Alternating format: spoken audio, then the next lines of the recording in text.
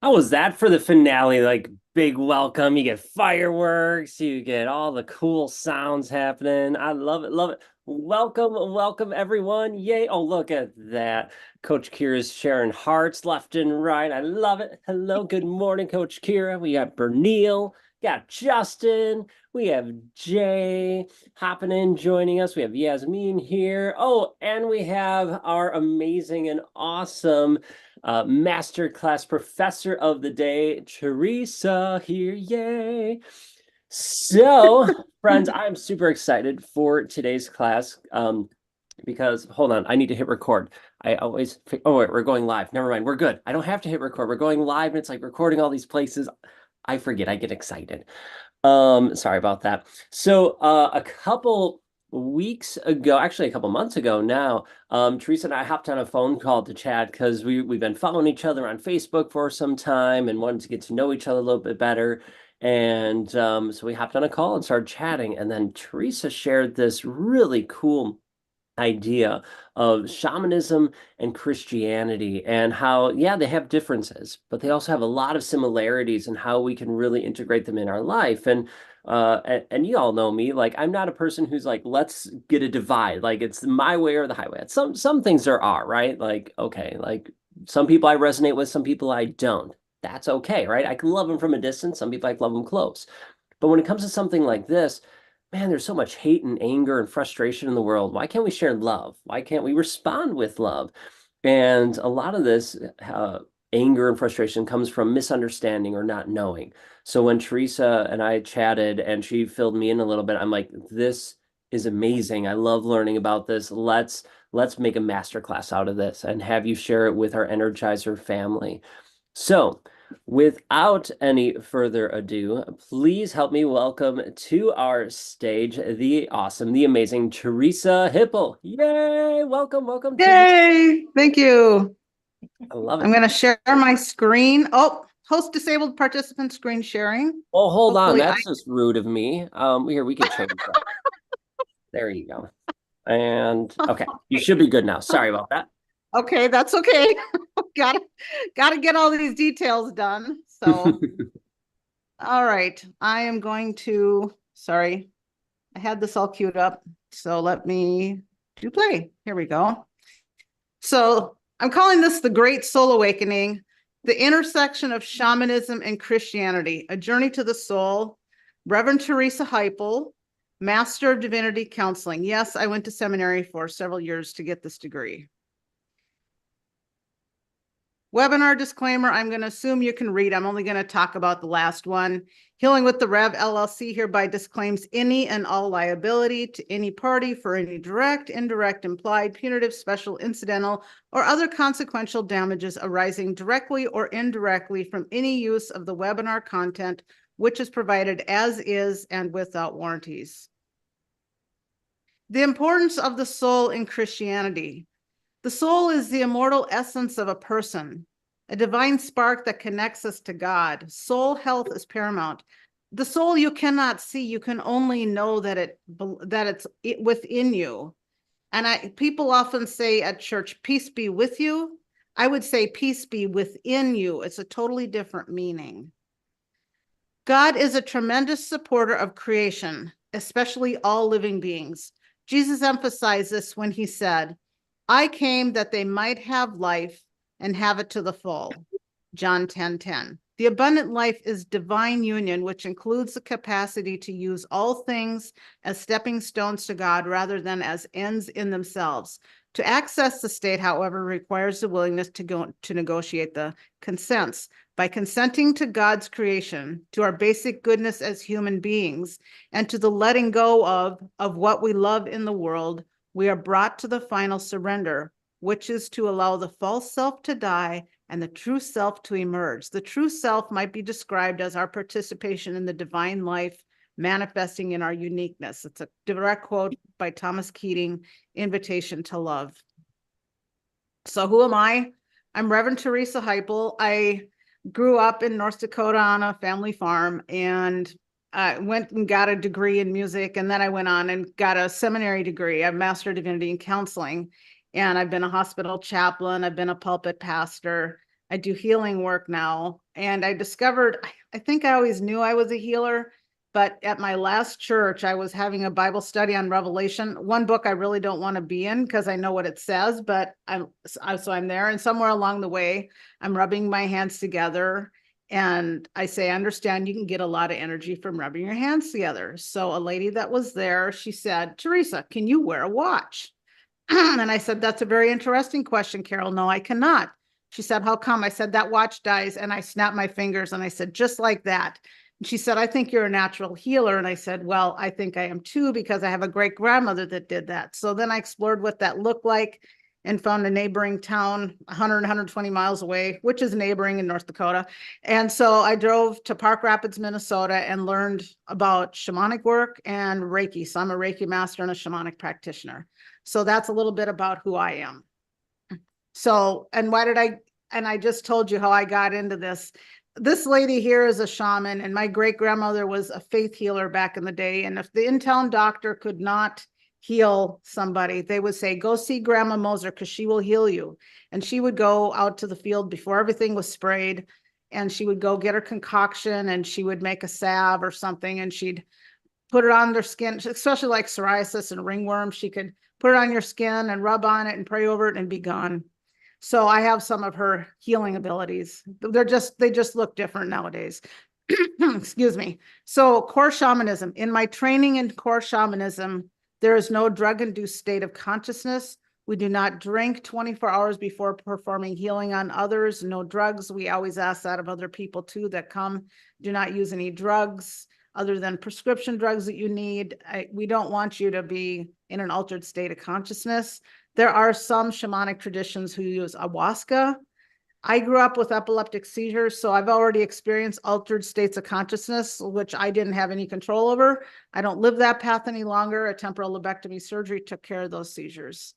So I'm going to read to you a direct quote from The Secret. Most of you have heard of that book and maybe have even seen the movie. But most people define themselves by this finite body. But you're not a finite body. Even under a microscope, you're an energy field. What we know about energy is this. You go to a quantum physicist and you say, what creates the world? And he or she will say, energy. Well, describe energy.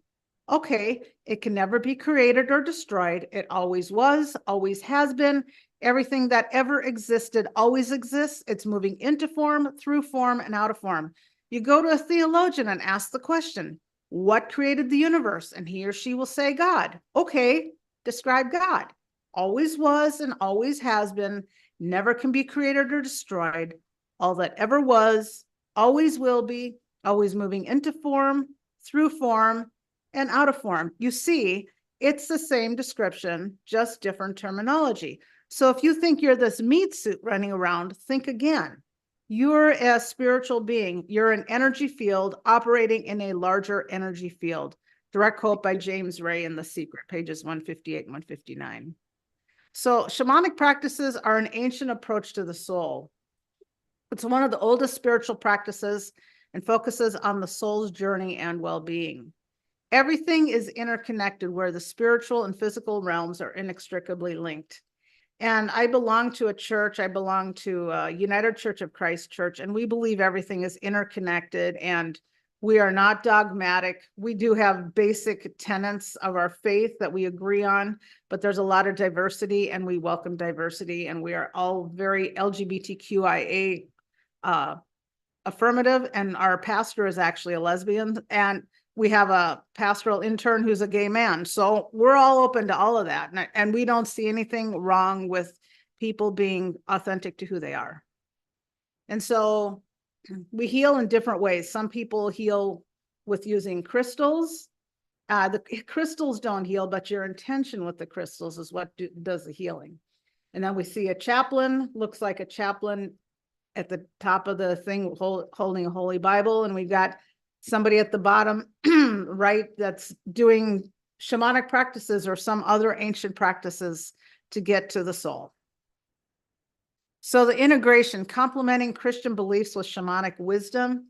In our ever-evolving world, we, as followers of Christ, have the opportunity to embrace the teachings of shamanic traditions without straying from our spiritual path. Consider the shamanic journey as a profound form of meditation, similar to the contemplative practices we value in Christianity. This spiritual voyage offers us guidance and healing, harmonizing with our Christian beliefs about the soul's pilgrimage towards God. By opening our hearts to these experiences, we can deepen our connection with the divine without compromising our faith. And when I was doing core shamanism, the teacher said that this particular type of shamanism started up in Siberia, Russia. And so I'm assuming you're taking care of that, Spencer. So since they're Siberia, Russia, this looks to me, this picture often reminds me of like a Russian Orthodox or a Ukrainian Orthodox type church. So that's why I picked that particular picture. Respecting differences, embracing similarities, honoring both the unique journey of shamanism and the sacred path of Christianity, we can recognize a common mission between them, the pursuit of healing and completeness for the soul. For us Christians, integrating shamanic practices can provide fresh insights into our relationship with the spiritual realm, enhancing our grasp of the soul's voyage. The eye is the window to the soul. It's the immaterial part of the soul. Several years ago, I lived in Atlanta, Georgia, and there was a guy that had been a part of the mafia in New York, and he became a Christian. And so he was giving a talk. So I'm like, I'm all enthralled with the whole mafia thing. And so I went to go hear him, and he said, he said, I was a part of that. And he goes, and then I went to a church, and this pastor said, your eyes are the windows to the soul, and you seem to be a man who's very much hurting. And this guy responded back, you have no idea who I am and how much power I have. And he said the next thing he knew, he was on the floor bawling. And this guy came to know Christ. And so he called up Carl Castellano, or the Castellano clan up in New York City. And he goes, Carl, I became a Christian. He goes, give up Christianity and come back. And he's like, no, can't do it. He goes, well, then we got to kill you. And so the mafia tried to bomb his house 2 or 3 times, never went off. It got dead or whatever. So he ended up, living a pretty decent life. And then he said, and then I went to go get a real job. And he said, the funny thing is he said, and then I opened up the paycheck when they actually had checks. And he goes, and I figured out where the decimal point was. Because he's used to working in tens of thousands and millions of dollars. And so here he's making this small amount of money. He goes, but it felt really good because this was the first honest money I ever made. I'm like, wow, that was very impressive. So the eye is the window to the soul. Transformation happens, just like this person on the left is working on dough. When you've worked it and you've let it sit and you rise and you bake it, you get transformation.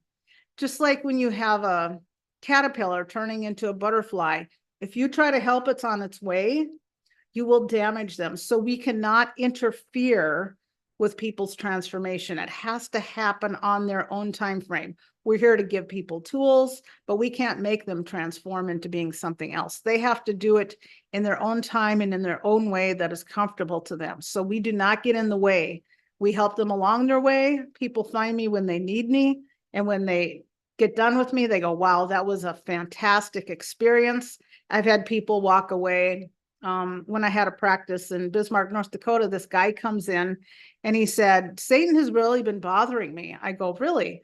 And I said, so I asked him about his spirituality. He said he was a Christian. I said, well, then you need to rebuke Satan in the name of the Lord Jesus Christ. I said, you have to say it out loud, but I said, if you're around people, you can whisper it. It's really okay. You probably don't want to say that out loud and people go, oh my gosh, this guy's nuts. So anyway, he called me the next day. I did my shamanic work on him one day. He called me the next day. He goes, Teresa, it's all gone. I'm not getting any of these satanic attacks. He goes, I know they're all gone. I'm like, wow, in one session.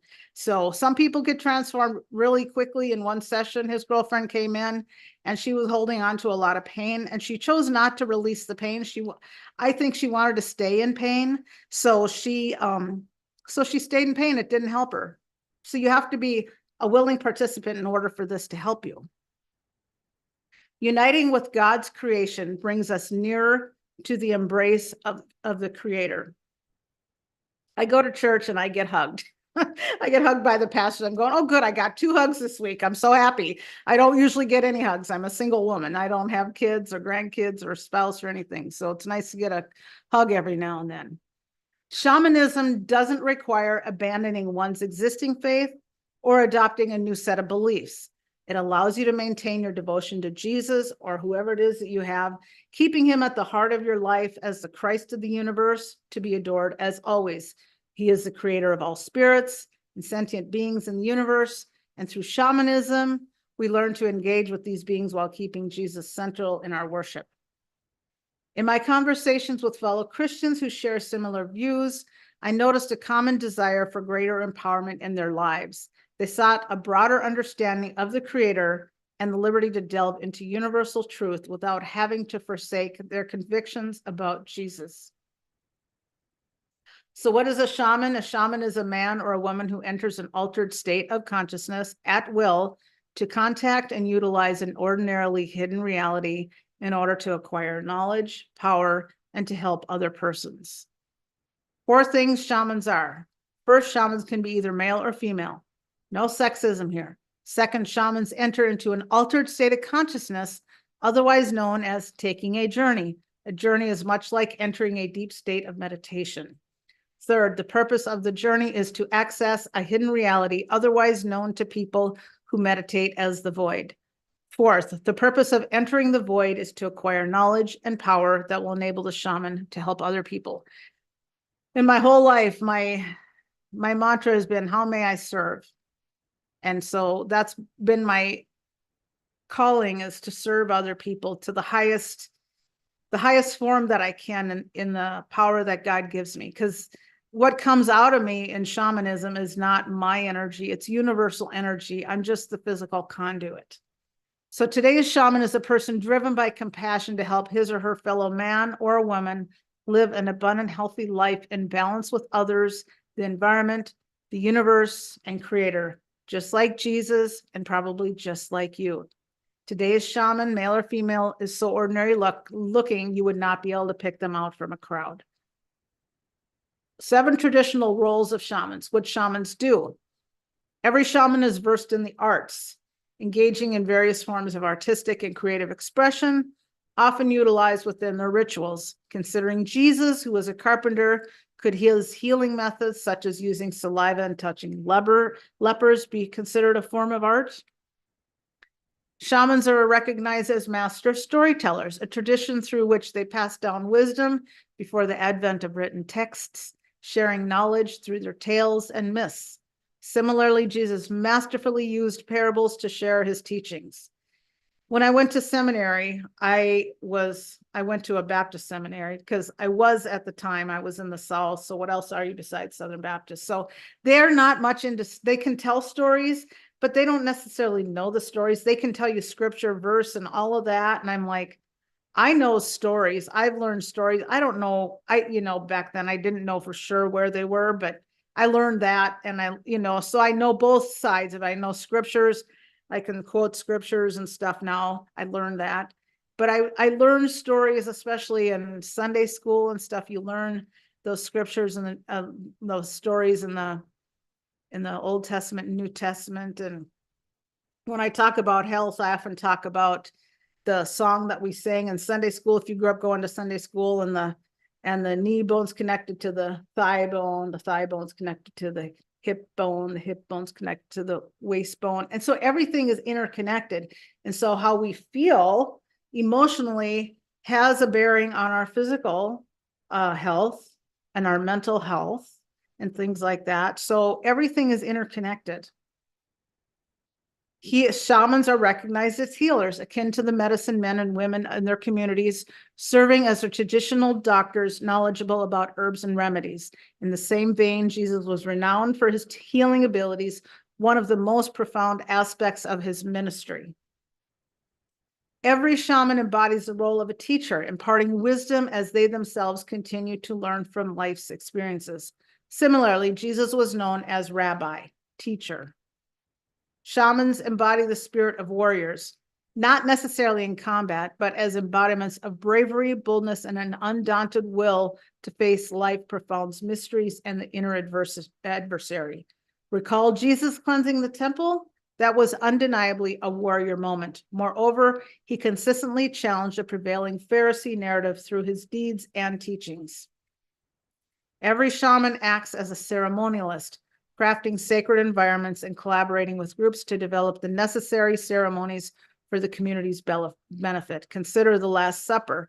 Could it be regarded as one of the most renowned ceremonies ever performed? Every shaman stands as a leader. Historically, in ancient China, emperors were educated in the ways of shamanism, highlighting their role as guiding figures. Reflect on it. Jesus indeed epitomized the shamanic leader, instructing his disciples who then spread his teachings across the globe. As we can see from these examples, Jesus took on every one of these shamanic roles. Even if a person does not endorse the notion that Jesus could be called an actual shaman, his use of shamanic techniques certainly enabled him to carry out a powerful ministry. Since Jesus is a model to us, we can learn from the shamanic tools he used and apply them in our lives and outreaches. So while shamanic work and Christianity have different histories and approaches, their shared focus on the soul provides a powerful common ground. By exploring and integrating the wisdom of both, we can offer more profound and inclusive spiritual healing. As a Christian healer, I see the value in learning from shamanic practices, using their insights to enrich our Christian journey toward soul healing and closer relationship with the divine. Issues awakening your soul. You have felt disconnected within yourself. You know you need healing for past issues, which may not be yours. It could be generational trauma your body is holding on to. You are open to healing, even remote distance healing.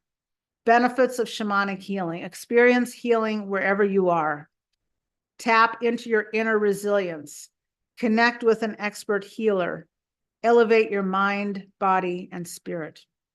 So what is distance and remote healing that I just talked about? Distance healing is a process of healing where healer and the client patient are both in different locations. The healer meditates upon the cosmic energy and sends the energy to the acquired client patient to heal the ailment. The healing happens in the spiritual or pranic body of the patient, resulting in giving relief in the physical body and mind, stimulating the weakened parts and or organs of the patient. It's time to invest in your distance healing. Why would I want to invest in distance remote healing? This distance healing is here to serve you, to move you beyond the past. Will help you work through the impact of trauma on the soul, the interconnected nature of all things, nurturing authenticity in relationships, and so much more. What we have covered in this webinar. Before the webinar, you came in not knowing how shamanism and Christianity intersect. Now that we've gone through this presentation, we have presented examples for which shamanic distance healing would help. You have identified several reasons why shamanic distance healing would work for your situation. So why do I need this, and how can you help me, Reverend Teresa? You're here because you're looking for answers. Many people suffer from adversity in their lives. You're looking for someone who understands you and can meet you where you are at this time in your life. The perfect vision is you are where you are today. You come to see me 1, 2, 3 times, once a month. I wouldn't suggest more longer than that because there's a cleansing process that happens. And so the perfect vision is after I work with you for 1 to 3 times that you end up more realized, you become more joyful, more centered, more filled up, more happy. We want all those positive things happening in your life. The negative stuff goes away, the light comes in, the darkness goes out. Why what most people have tried does not work. Many people deal with adversity in their lives. We've been told to just get over it, which leads us to stuff our feelings. Because we have not been given healthy ways to process, we end up attracting health issues. So solution is to invest in yourself. When you invest in yourself with me as your guide, we're going to work through your big and small adversities as you define them. Your guide has many experiences in which she can guide you through your issues with multiple avenues of healing. The vision of the new you work through your issues and you come out way more enlightened, way more in sync with yourself. You're happy with yourself. You're not depressed. You're not manic. You're not, you're not feeling all these weird feelings anymore because you're more centered and you know what you're about. A lot of times the hardest thing to do is to know thyself. And so I'm here to help you figure out how to know yourself in a much more deeper way. And if you go to see a psychologist and you're not making progress, it's because you're not aware. And so I'm going to help you deal with what's underneath everything to make you more aware. So if you do go see a psychologist or psychiatrist, they can help you with more life skills and how to live in this life in a much more present way. And so I'm here to help guide you. I'm not here to take the place of medical doctors. That's not my place. I can tell you where problems are originating, but I can't tell you what it is because I would never claim to be a diagnostician, and the American Medical Association would really come down on me for trying to diagnose people without a medical license. So what gets in the way and what stops you? So this is what happens when you take massive action to move past soul loss, which is turned into feeling traumatized. You're going to move into feeling vibrant, alive, and joy-filled. But this is what happens when you don't take action because you say, I don't have any money. So where are you going to be if you don't take action? Where are you now? There's no movement toward feeling better. You're here, you're looking for answers. People always have money for things that are important to them. So you have to decide that this is important to you. Time, not enough time. Again, everybody has 24 hours in the day. If you don't take time here, you get to keep going to the psychologist, psychiatrist, laying on a couch, and no forward movement that I just talked about, as usual. Oh, I'm not going to complete this. Again, you're going to keep suffering for more years. It's taken a lifetime to get to this point. So we're going to take time to complete something that's going to change your life for the better. Doesn't everybody want to feel better? No one needs to feel bad. You can't feel bad for everybody else. Everybody has their own pain points. If we could feel bad enough to make everybody feel better, we would all feel bad so everybody would feel better. But no, it's a vibrational energy. You want to feel good so that way the person next to you starts feeling good. And then that person, has a spiral effect. Kind of like you start with a little snowball at the top of the hill, and by the time you get down, it's a huge snowball. So we want to make that happen. So when you order your shamanic distance healing, we're going to heal whatever issues that you deem important. We're going to work through your adversities, help you reframe them so you can navigate life more fully, be fully present for yourself, your friends, your family. You're going to receive a different perspective that's going to align with your highest self. Benefits of shamanic distance healing, the deep dive, you're going to be supported in your adverse issues that are affecting you. You're going to be cared for in this distance healing journey. You're going to be more present for yourself first and then for others. This has the potential to turn your life around. You decide if that's your intention. If this sounds like something you're ready to fix, ready to move forward, let's get you started on your healing journey today. Let's talk a little bit more about remote healings. Remote healing refers to the process of providing healing to someone who is not physically near the healer. Consider how Jesus healed the centurion's servant from afar. an event we often attribute to the centurion's faith while overlooking Jesus' act of distance healing, a practice also common among shamans. The centurion was somebody who didn't feel worthy enough to have Jesus come visit him in his house. And so this is what we're talking about. So Jesus did his act of distance healing. So by the time the centurion got home, whatever was the issue got healed. So it's noteworthy that despite frequently being encircled by individuals seeking healing, Jesus chose to extend his healing powers beyond those immediately around him, demonstrating his ability to heal from a distance on multiple occasions. And if you've ever had a cold or the flu and you don't now, you've experienced God's healing. Jesus demonstrated his healing powers not just through physical healing, but also by performing exorcisms from a distance, a type of healing in itself. A Greek woman approached Jesus, pleading for the expulsion of a demon from her daughter. Upon her return home, she found the demon had been removed from her daughter. This action of Jesus aligns closely with what is considered shamanic, as shamans are known to remove negative energies and entities without being in direct contact with the person. Intrigued about how remote healings occur? Physics might provide an insight here. Recall Einstein's famous equation E equals mc squared. This principle suggests that everything in the universe is composed of energy. Quantum physics further suggests that particles can remain interconnected despite being far apart and in separate places, indicating a universal connection. As beings of energy, we are all linked. Rather than seeing ourselves as distinct from those we aim to heal from a distance, we can envision our spiritual connection with them and perform their healing rituals as though they are physically present with us, because on an energetic level, they are. What's the point of remote healing? The essence is unity. We are all linked by an energetic interplay, forming a vast unseen network.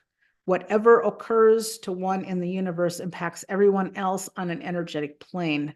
The energy of our thoughts, when released into the universe, comes back to influence not just ourselves, but also those around us, manifesting as either positive or negative energy.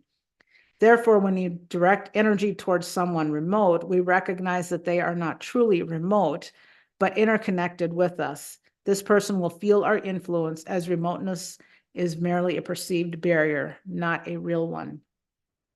Several years ago, there was a show on TV called The Weakest Link.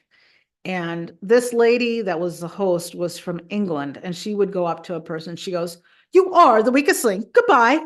And that always felt really rude to me, but I get it. It's like if you have a very weak link around you, you're going to only vibrate as high as they are, unless you can bring your energy level up to where they can start vibrating at a higher energy level. So we need to be the positive energy conduits to bring the vibration of people around us up, so that way they can start building. So it can be, a snowball effect. So we can get a lot more people vibrating at a higher vibration and getting rid of this fear that's in the world and all of this craziness that's going on. Jesus the healer. Jesus performed healings for various reasons. What motivated his healing actions? He healed because of his divine power and to fulfill the messianic prophecy of alleviating human suffering. His healings showcased his unique connection with his Father, provided liberation from ailments tied to evil spirits and Satan, and underscored his authority to forgive sins. Additionally, Jesus healed to challenge the religious authorities of his time, demonstrating that their human-made rules could not obstruct his compassion, especially when they forbade healing on the Sabbath to those in dire need.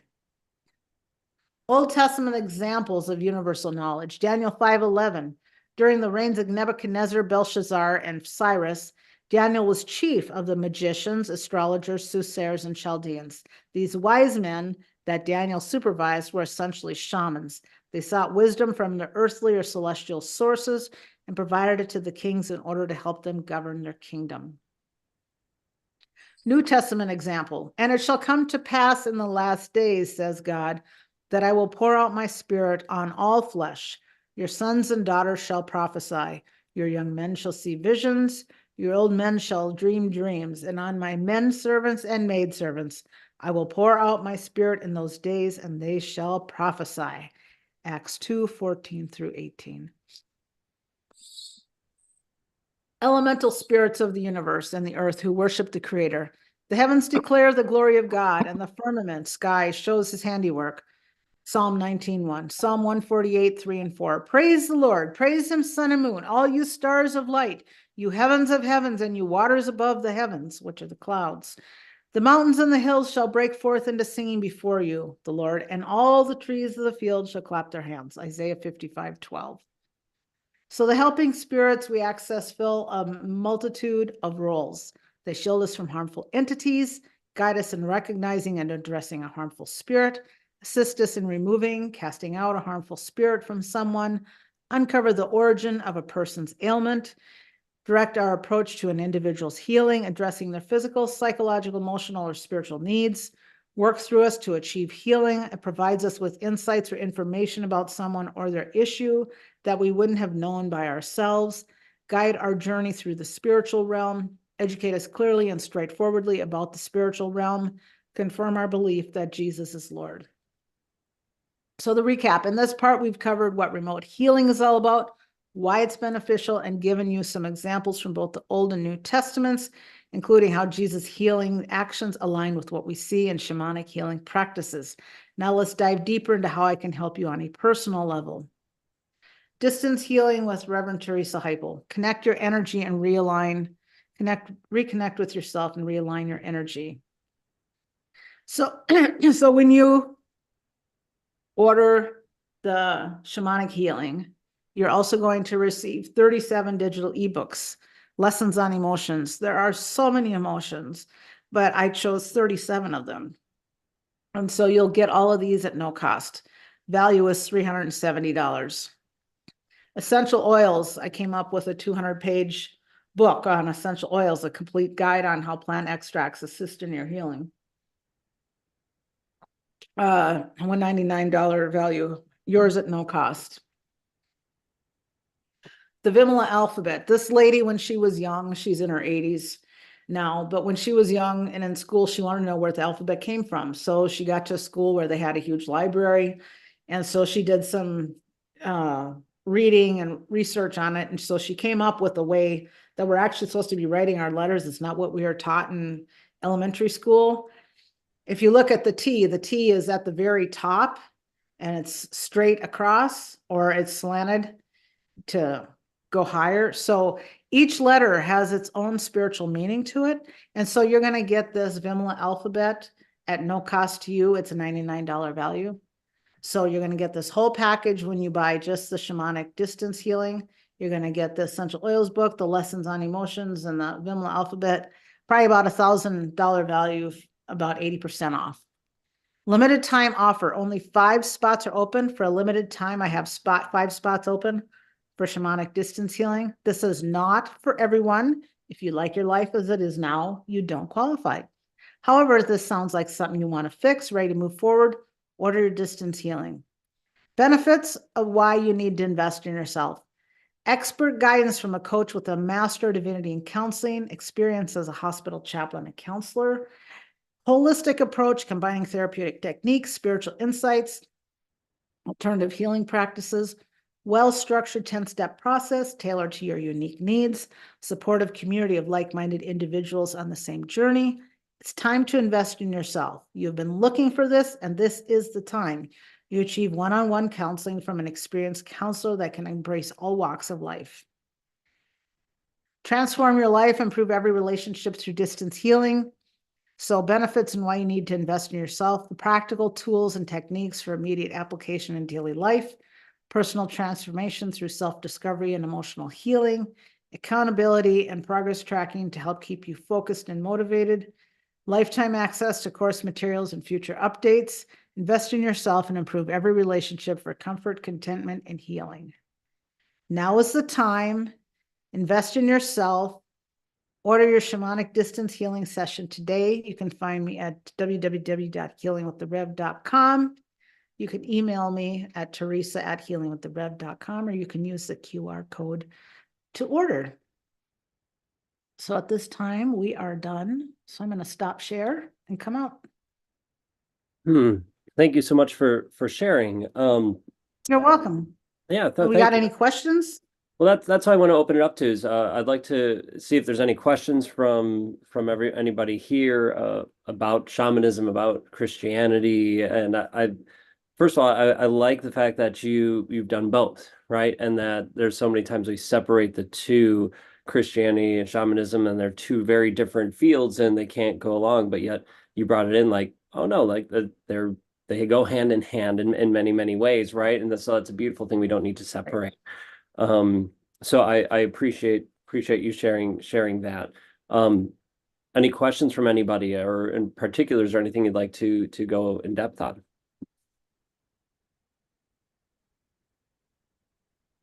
Go for it, Coach Kier. Hello, and thank you, Teresa, for all the wisdom and for everything that you do. I'm also being called for a healer. My question is, I agree and I use everything that a shaman use to do distant healing and all that. I was wondering, do I am a shaman because I practice every single thing and believe in every single thing that you talk about today here?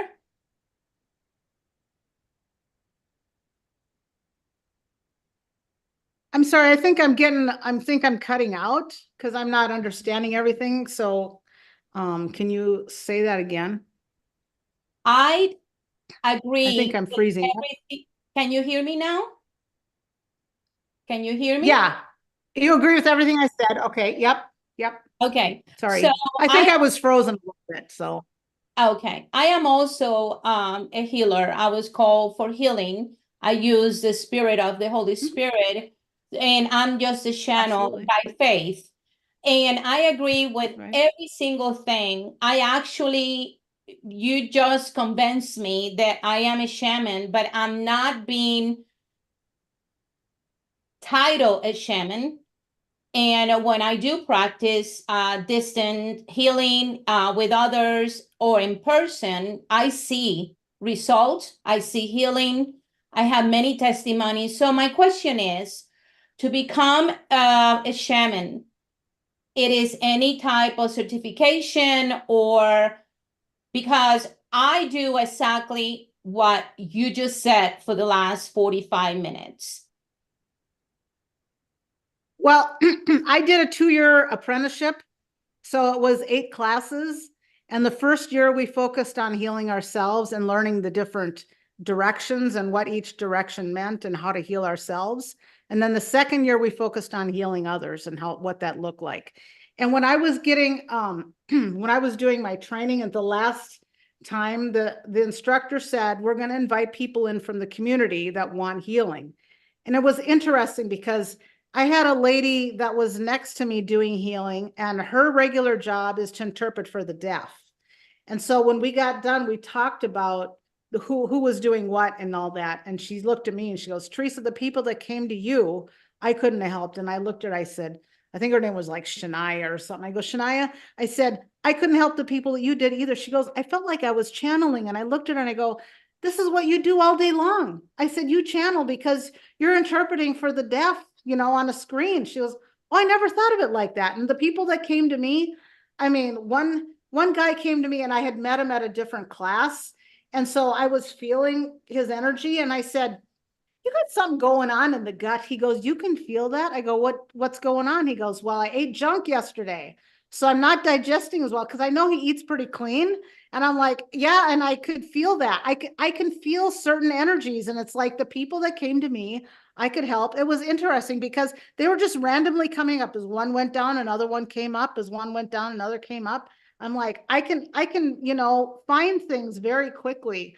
And then I can draw out the negative energy, and I can take that and I put it in a little vessel of water, and I'm close to the Mississippi, so I get the water from the Mississippi, and then I take it back to the Miss. You want to do a river because it flows away. The whole mentality is that the issues flow away. If you're in the river, if you're in a lake, there's no flow, so you need to get it into a river so it flows away. So that's the whole issue. That's the whole mentality, to use water and things like that. So yeah. So yeah, I did a 2-year apprenticeship to become a shaman. So Okay. it takes time. I don't know if people, I think if you're a Native American tradition, you're probably much more akin to that because it's part of that DNA. But I had to learn what that looked like. So, and Oh, I'm not any part Native American. So, in my case, everything so came. anyway, anybody else got any questions? Oh, Coach Kier is still following up. Sorry. No, I'm just following up what you said, Am and I, am I we freezing up or actually, are you freezing up? I hold the question for later. Maybe the internet is cutting off over here instead of over there. So go ahead, guys. Yasmin.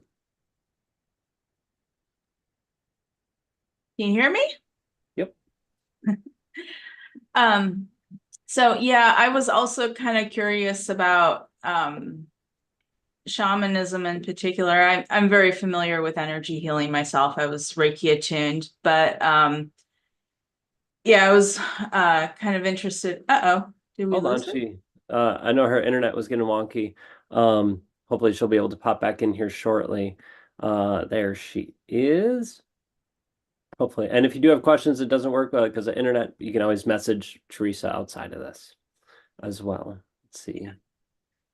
Wait for Teresa to get her sound connected, and we should be good to go. Well, hopefully it was. There we go. There's Teresa again. Yay! Welcome back. You're muted at the moment, Teresa. There you go. I'm sorry, my internet connection says unstable, so people are cutting in and out. So I'm sorry about that. I didn't mean to go away. I didn't mean to go away. It just happened. So somebody else was giving a comment. So what was said? Yeah, so I'm very familiar with energy work because I'm Reiki attuned as well, but I was very curious about the shamanism because I don't know much about it. And so I was interested in what training is involved. I mean, obviously you have to have a good knowledge of herbs and natural practices, but is it more than that? Because I know with Native American cultures, I think they believe you're born into it, but I wasn't sure. It could, I don't know much about the whole Native American tradition. The core shamanism came out of Siberia, Russia, and actually part of my ancestry are Germans that came from Russia. It's now present day Ukraine, but so that's part of my DNA. But I don't know if I don't know a lot about herbs either, really. I mean, it wasn't about herbs. We were dealing with the directions. I suppose there's some herbs in there, but it's been a while since I took that training, and I don't study a lot of herbs, although I'm always researching for medical stuff and things like that. So, and I'm looking for supplements that can take care of certain issues or certain kitchen things that I can do rather than taking medicines. It's like, if I could stay away from the pharmaceutical industry, I'm happy to do that. I think most of us are. So, and now I think I'm frozen or you are. Nope, you're good. So I appreciate that, and so it's something we'll have to do some more research on about that because I'm with you, Yasmin. Right? I was thinking shamanism is more, I mean, energy work, but kind of everything, right? Energy, herbs, medicine, stuff like that, right? Natural medicines and healings. So it's interesting to learn about all that. So yeah, it was different than I was expecting as far as presentation and all that stuff goes. But we're always here to learn and grow and understand. And I like that correlation between the two. Any other questions before we head out for the day? And awesome. Well, then we will let everybody go. If you want to connect with Teresa, she is in the Energy Hub as well, so you can connect with her there. Teresa, thank you for sharing your time, your expertise with us. I appreciate you, and I appreciate everybody here. Thank you so much. Have an amazing day. Go keep Thank you all shining for your showing. beautiful light. And I will say, if you want to hop in and learn from other amazing experts about your health, physical, mental, emotional, come join our virtual wellness retreat happening April 5th through the 7th. And you can find the link for that in the Energy Hub as well. But we'd love to have you. Yasmin is speaking at that, and that's awesome to have her there and other experts there as well. So again, thank you, Teresa. Thank you, everyone. Have an amazing day, and we will see you all later. Namaste. All right. Yeah, namaste. Bye.